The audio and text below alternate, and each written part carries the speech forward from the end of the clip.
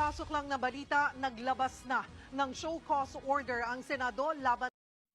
So have you time to see its speech about your time, your country, President? People or Filipino people or Lisa or Kibuloy. Gusto nyo malaman bakit si Kibuloy ay lumabas, patapa siya.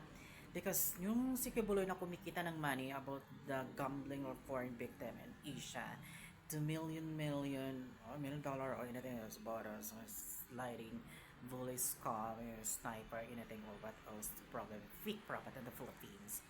Yung mga senator dyan na malapit sa kanya or whatever, Davao o ang connection niyang religion ay nagkakaroon sila ng income money about tax. Kumbaga, mayroon silang point list.